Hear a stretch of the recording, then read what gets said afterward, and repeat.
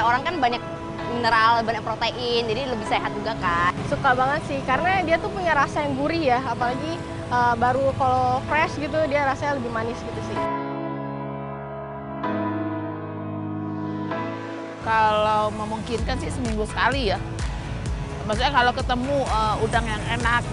Saya sih paling seminggu 3 kali sih, Kak. Hampir sering, seminggu tuh kadang bisa sekali, sebulan tuh bisa 3 kali atau 4 kali. Biasa sih makannya tauco udang. Saya sukanya sambal udang. Karena dimasakin sama mama saya, digoreng sih. Udang ditepungin sama saus padang, udah itu doang. Kadang bisa tempura atau enggak juga jadi sashimi aja, itu enak banget sih. Tak mengherankan memang jika udang jadi salah satu primadona hidangan laut. Tentu banyak yang setuju bahwa udang punya cita rasa pembangkit selera. Tapi tahukah Anda, bukan hanya rasa, tapi kandungan nutrisi di dalamnya pun tidak main-main. Ya, udang merupakan makanan sumber protein. Ini menjadi sebuah fakta yang telah sohor. Namun, apakah itu saja? Tentu tidak. Udang juga mengandung zat besi, zinc, selenium, antioksidan, dan lemak baik omega-3.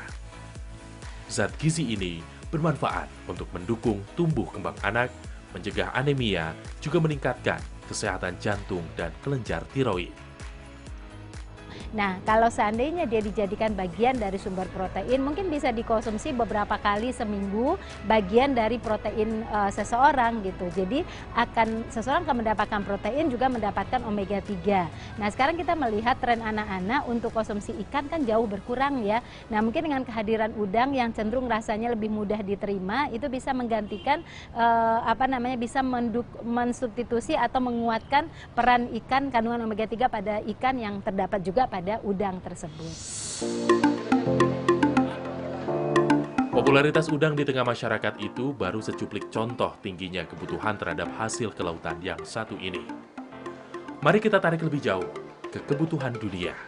Dan ternyata permintaan pasar udang secara global menempati peringkat kedua setelah salmon. Peluang pasar itu akan sayang sekali jika tak dibidik serius oleh Indonesia yang notabene punya potensi maritim melimpah.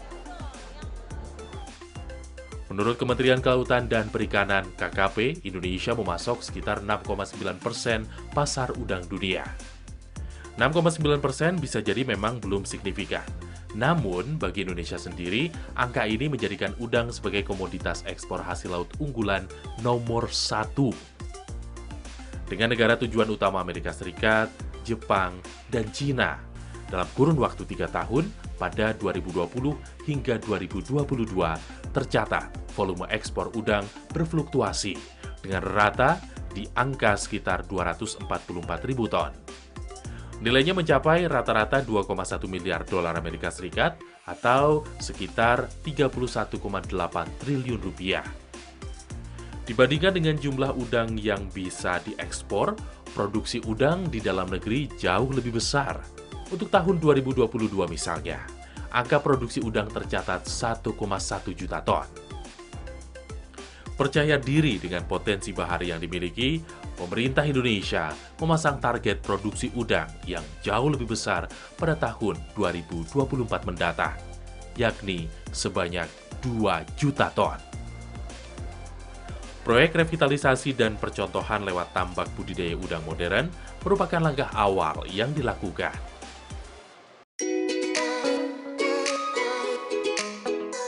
9 Maret 2023, Indonesia memiliki tambak budidaya udang berbasis kawasan atau BUBK yang lokasinya berada di Kabupaten Kebumen, Jawa Tengah. Tidak tanggung-tanggung, BUBK di pesisir pantai selatan ini terhampar di atas lahan seluas 100 hektar. APBN yang dikucurkan untuk biaya pembangunan sebesar 175 miliar rupiah.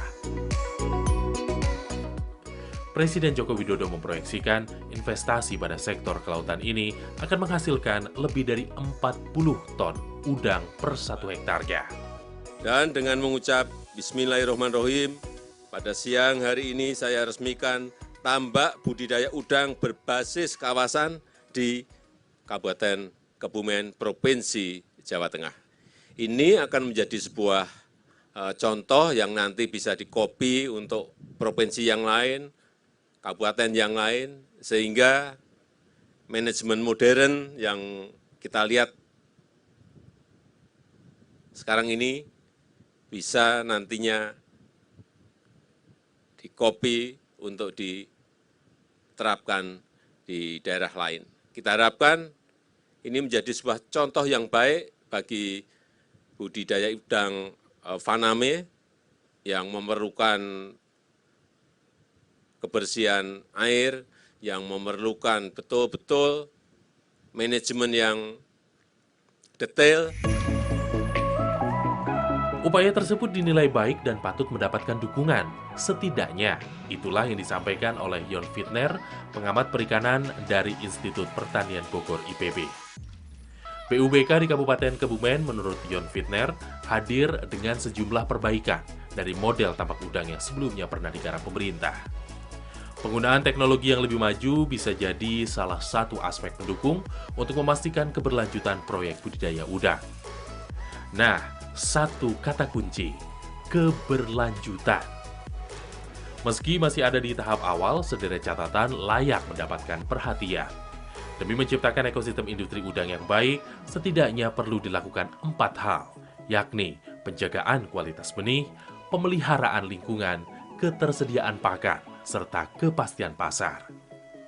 Biasanya, hal yang muncul sebagai kelemahan dalam menjaga keberlangsungan budidaya udang, apalagi dalam skala besar, adalah abai terkait isu lingkungan dan juga mempertahankan tingkat produksi yang stabil.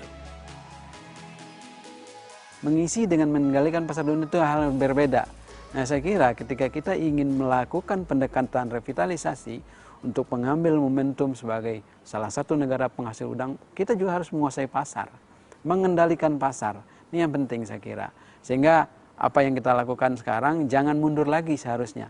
Terus maju, ya kita produksi, kita bangun lahannya, kemudian kita bangun pasarnya dan kuasai pasarnya. Itu saya kira akan bisa membuat sustainability jangka panjang. Kalau dulu mungkin itu tidak terbangun, sehingga tidak sustain.